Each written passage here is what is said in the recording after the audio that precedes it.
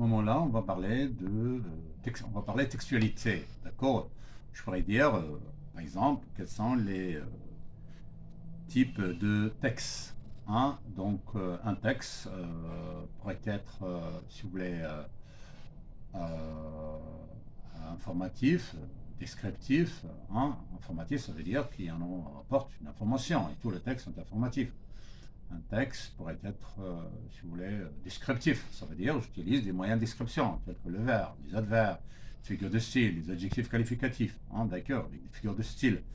Donc, c'est la description. Un texte pourrait être, si vous voulez, argumentatif. Ça veut dire je suis en train d'utiliser des arguments, des preuves justificatives. Hein, d'accord.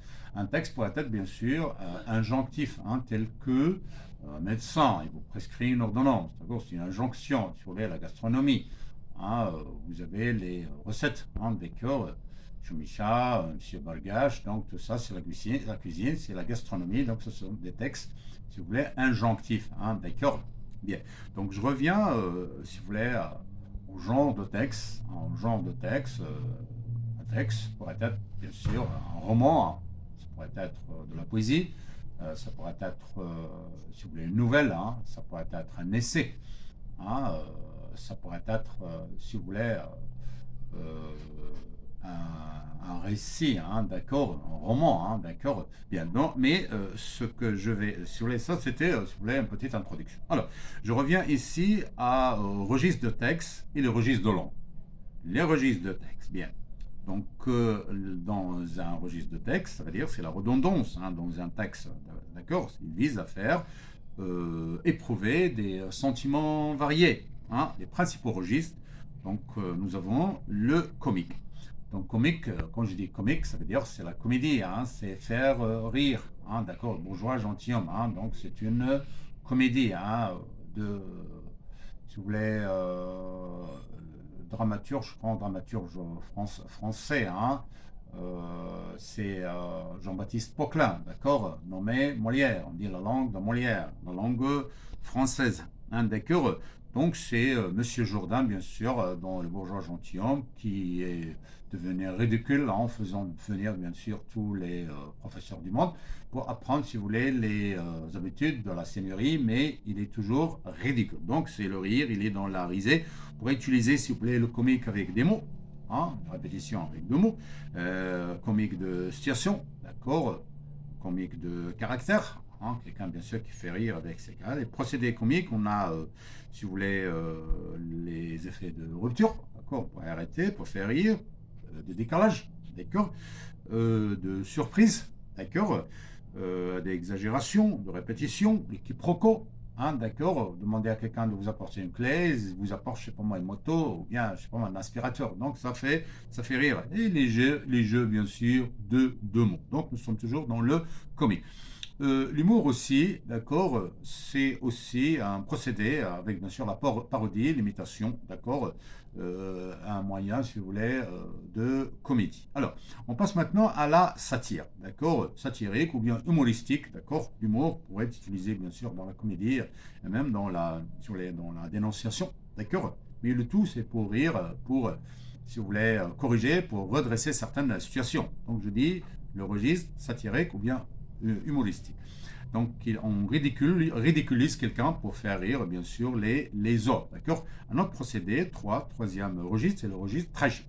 Tragique, mais très fort, c'est dramatique. D'accord. Si je dis, je ne sais pas moi, plusieurs personnes, quelques personnes ont été tuées en Syrie, parce qu'il y a la guerre, parce qu'il y a Daesh, mais si, je ne sais pas moi, toute une ville ou un village a été rasé, ravagé, je ne sais pas moi, par des avions supersoniques, donc ici, ça devient dramatique. D'accord. Un drame.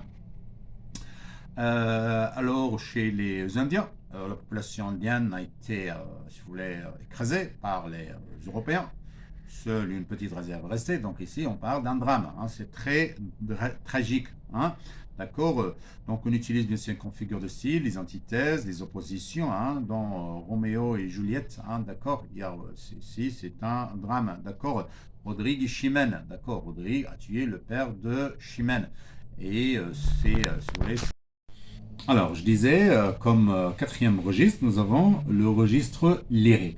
Donc, quand je dis lyrique, ça veut dire on exalte des sentiments de joie, généralement, hein, d'amour, d'espoir. avec un lexique, bien sûr, de sentiments, d'émotions.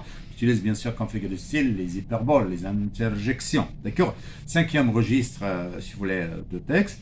Donc, nous avons, si vous voulez, le registre épique. C'est-à-dire, c'est la bravoure. On utilise, bien sûr, des exploits vaillants, comme ceux, bien sûr, de le Cid, Roderick, qui est nommé un héros national. Pourquoi? Parce qu'il a écrasé les morts, bien sûr, la population du nord de l'Afrique, qui est venue, bien sûr, à envahir l'Espagne. Il les a écrasés. Donc ici, il a fait des exploits épiques, ça veut dire d'une épopée. D'accord? Alors, je passe à un autre registre, le registre de texte toujours fantastique. Donc, le fantastique, si vous voulez, c'est le mélange entre l'imaginaire et si vous voulez, le réel, le chevalier double. D'accord? Ulysses, c'est un enfant fantastique avec une double étoile, l'étoile rouge comme l'enfer et l'autre verte comme l'espérance. D'accord? La Vénus d'Île, d'accord? C'est une nouvelle fantastique. La Vénus d'Île, bien sûr, de Prosper Mérimée. Chevalier double, c'est une nouvelle de Théophile Gautier. D'accord? Donc, on se base sur la peur, sur si vous voulez, le noir, la peur du noir, des objets qui bougent, des hallucinations. D'accord? Donc, on pourrait utiliser la focalisation interne, parce que généralement, c'est la personne, elle qui raconte, le narrateur qui raconte. Si vous voulez, oui, la peur. Donc, on utilise des comparaisons, des métaphores, le doute. D'accord? Septième registre, c'est le registre merveilleux.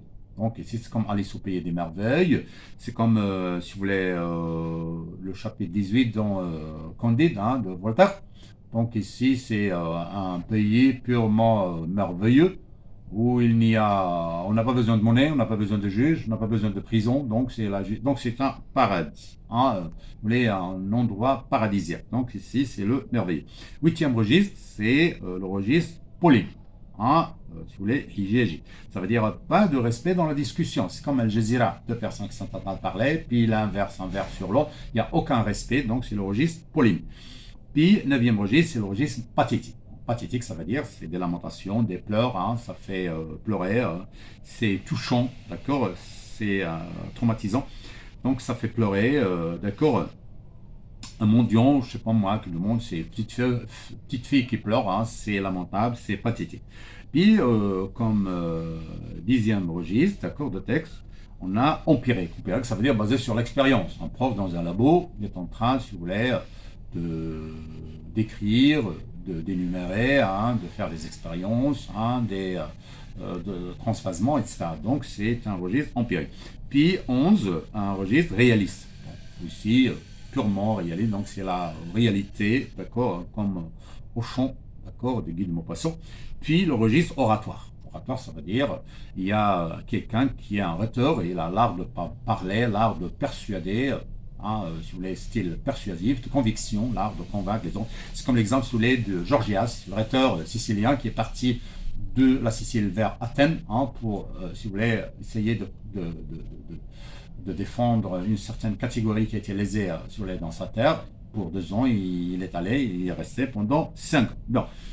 Donc ça, c'est pour les registres de texte. Je parle maintenant des registres de langue, ou bien ce qu'on appelle les niveaux de langue. Donc nous avons le soutenu, ou bien le châtié, d'accord, ou bien le noble, ou bien le soigné, le désirable, d'accord. Donc on utilise ici plusieurs figures de style, d'accord. Donc on pourrait même utiliser le français galant, une femme bien sûr qui demande à sa une gouvernante, ou bien une femme, je sais pas moi, bourgeoise, seigneuresses qui demande à sa gouvernante de lui apporter une causeuse, un fauteuil, il y a des roues, voilà. Qu'est-ce qu'elle lui dit? Voituriez-moi une commodité de conversation. Au lieu de lui dire apportez-moi un fauteuil. Donc ici c'est un français tellement galant, avec beaucoup de métaphores, de figures de style. D'accord? Donc c'est le soutenu. Deuxième registre, si vous voulez, de longue, nous avons le courant. Donc c'est moins de figures de style, généralement c'est la discussion entre fonctionnaires. Pour, si vous voulez, le familier, d'accord, c'est entre familles, pour grand-père Pépé, grand-mère Mémé, je sais pas moi, pour papa c'est pape, pour maman c'est mam, pour papa c'est pape, d'accord. Dad, Michel, si vous voulez, c'est Michael, pour William c'est Bill, pour Robert c'est Bob, Pour Théodore, c'est Ted. Pour Édouard, c'est Ed. Pour Joseph, c'est Joël. Pour Mohamed, hein, chez les musulmans, les Marocains, c'est Simou. D'accord. Un autre registre, c'est le quatrième, c'est le populaire. Populaire, c'est-à-dire, c'est un peu les mots choquants. D'accord. Les gros mots, ce sont des insultes. Hein, d'accord. Espèce de quelque chose, je sais pas moi, des insultes. Donc ici, c'est des moqueries. Hein, d'accord. Ce sont les gros mots. Donc le registre populaire. Comme, je sais pas moi, dans Voyage au bout de la nuit de Céline. Donc ici, c'est toute une si vous voulez, symphonie scatologique, hein, il utilise beaucoup de figures, pardon, beaucoup de populaires, hein, ça veut dire le registre populaire. Bien, donc je rappelle que les registres, nous avons les registres de texte et les registres de langue. Les registres de texte, hein, d'accord, ça veut dire, je parle de ton, tonalité et registre. Ton, tonalité et registre. Je pourrais poser la question avec quel est le ton de texte, quelle est la tonalité du texte ou quel est le registre de texte. Tandis que dans les registres de langue, je pourrais dire soit soutenu, soit courant, soit familier, soit populaire. Merci.